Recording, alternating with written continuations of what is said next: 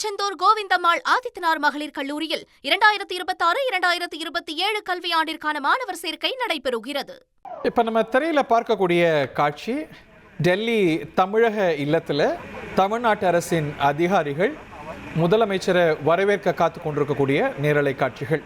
டெல்லியில் அமைந்திருக்கக்கூடிய தமிழ்நாடு இல்லத்தில் அதிகாரிகள் முதலமைச்சரை வரவேற்க காத்து கொண்டிருக்கிறார்கள். முதன்முறையாக தமிழ்நாட்டு அரசின் முதலமைச்சராக டெல்லி வருகை தந்திருக்கக்கூடிய முதல்வர் அவருடைய கார் கேட் தமிழ்நாடு இல்லத்தை வந்தடைந்திருக்கக்கூடிய காட்சிகளை பார்க்கின்றோம்.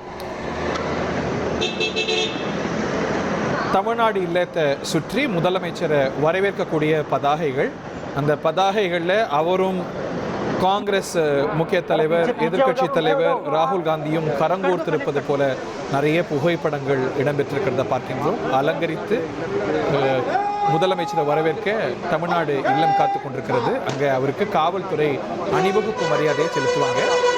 தலைமைச் செயலாளர் பூங்கொத்து கொடுத்து தமிழ்நாட்டு அரசின் முதலமைச்சராக தமிழ்நாடு இல்லத்துக்கு வந்திருக்கக்கூடிய முதலமைச்சருக்கு வாழ்த்தி வரவேற்கக்கூடிய காட்சிகளை பார்க்கின்றோம். தமிழ்நாடு தலைமைச் செயலாளர் உள்ளிட்ட அதிகாரிகள், காவல்துறை முக்கியஸ்தர்கள் என முதலமைச்சருக்கு பூங்குத்து கொடுத்து அலுவல் பூர்வமாக தமிழ்நாடு இல்லத்துக்கு டெல்லியில் அமைந்திருக்கக்கூடிய தமிழ்நாடு இல்லத்தில் அவரை வரவேற்கிறாங்க. காவல்துறையினர் அணிவகுப்பு கொடுக்கறதுக்கு தயாராக இருக்கிறாங்க.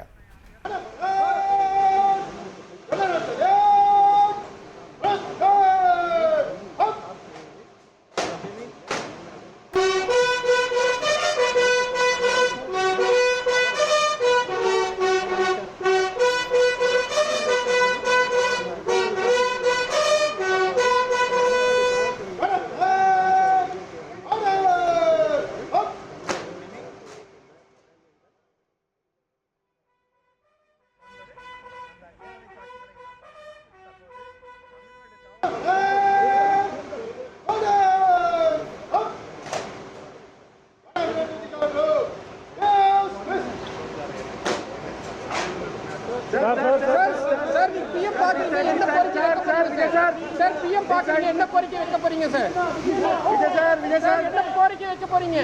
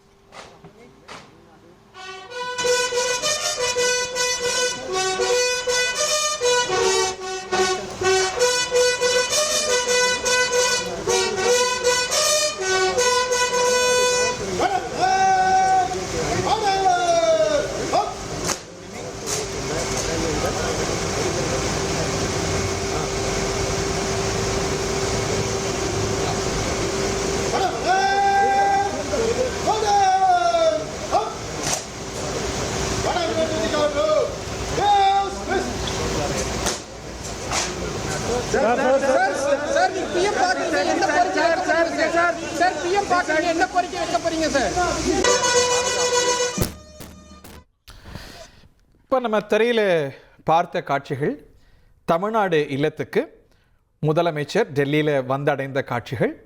தலைமைச் செயலாளர் உள்ளிட்ட அரசு அதிகாரிகள், காவல்துறையினர் பூங்குத்து கொடுத்து தமிழ்நாடு இல்லத்துக்கு தமிழ்நாட்டு அரசின் முதலமைச்சராக வந்திருக்கக்கூடிய முதலமைச்சர் விஜய்க்கு சம்பிரதாயபூர்வ வரவேற்பு கொடுத்த காட்சிகள். காவல்துறை அணிவகுப்பும் இடம்பெற்றதை நம்ம பார்த்தோம். இது முதலமைச்சர் டெல்லிக்கு போகும்போது நடக்கக்கூடிய புரோட்டோகால்.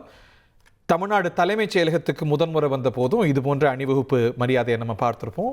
டெல்லியில் இது போன்ற காட்சிகளை கடந்த முறை திரு ஸ்டாலின் அவர்கள் முதலமைச்சராக போன போது கூட இது போன்ற முக்கியத்துவம் வாய்ந்த காட்சிகளை பார்த்தோம். இதுதான் அவருடைய சொஜோனாக இருக்க போகிறது. இந்த 2 நாட்கள் அவர் தங்கியிருக்கக்கூடிய இடமாக தமிழ்நாடு அரசாங்கத்துடைய இல்லமாக டெல்லியில் விளங்கக்கூடிய தமிழ்நாடு இல்லத்தில் தான் கடந்த முதலமைச்சர்கள் போலவே திரு விஜய் அவர்களும் தங்கியிருந்து செயல்பட போகிறாரு. பிரதமர் உள்ளிட்ட மத்திய அரசின் முக்கிய அமைச்சர்களை அவர் சந்திக்க இருக்கிறார். ரமேஷ்குமார் நம்மோடு இணைந்திருக்கிறார்.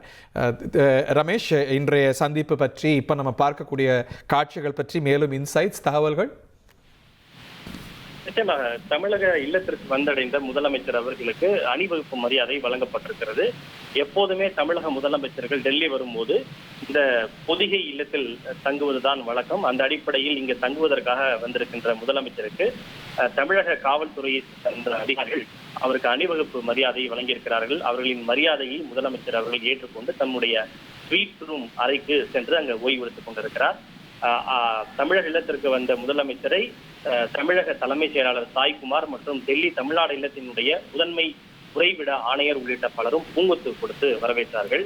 இதன் பிறகு சிறிது நேரம் அவர் அங்கே ஓய்வெடுத்து விட்டு பிரதமர், உள்துறை அமைச்சர் மற்றும் நிதியமைச்சர் நிர்மலா சீதாராமன் உள்ளிட்டோரை சந்திக்க இருக்கிறார். பிரதமருடனான சந்திப்பு என்பது மிகுந்த முக்கியத்துவம் வாய்ந்ததாக பார்க்கப்படுகிறது. ஏற்கனவே அவர் பிரதமர் மோடி அவர்கள் பிரதமர் வேட்பாளராக அறிவிக்கப்பட்ட போது தமிழ்நாடு வந்திருந்த போது விஜய் அவர்களை சந்தித்த நிலையில் கிட்டத்தட்ட ஒரு 12 ஆண்டுகளுக்கு பிறகு மோடி மற்றும் விஜய் இடையேயான அந்த சந்திப்பு என்பது நடைபெறுவது முக்கியத்துவம் வாய்ந்ததாக பார்க்கப்படுகிறது. தமிழ்நாடு மற்றும் மத்திய அரசுக்கு இடையிலான உறவு எப்படி இருக்க போகிறது என்பதை ஒரு டோனிங் செட் செய்யக்கூடிய ஒரு சந்திப்பாக இந்த சந்திப்பு இருக்கும் என எதிர்பார்க்கப்படுகிறது. நிதியமைச்சருடனான சந்திப்பின் போது இந்த புதிய அரசு விரைவில் தமிழகத்திற்கான பட்ஜெட்டை தாக்கல் செய்ய வேண்டிய ஒரு கட்டாயம் இருக்கிறது.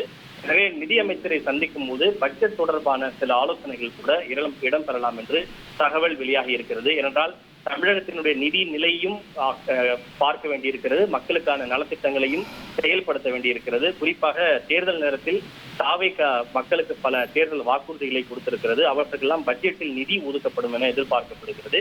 எனவே அவற்றை எப்படி செயல்படுத்தப்படலாம் என்பது தொடர்பாக நிதி அமைச்சரோடு சில ஆலோசனைகள், வழிகாட்டுதல் ஆகியவற்றையும் கூட முதலமைச்சர் அவர்கள் பெற்றுக் கொள்வதற்கான வாய்ப்பு இருப்பதாக பார்க்கப்படுகிறது. இதை நீங்க உன்னிப்பா கவனிச்சு வர்றீங்க. தொடர்ந்து நமக்கு செய்திகளை வழங்குங்க ரமேஷ். தேங்க்யூ. திருச்செந்தூர் கோவிந்தம்மாள் ஆதித்தனார் மகளிர் கல்லூரியில் 2026-2027 கல்வியாண்டிற்கான மாணவர் சேர்க்கை நடைபெறுகிறது.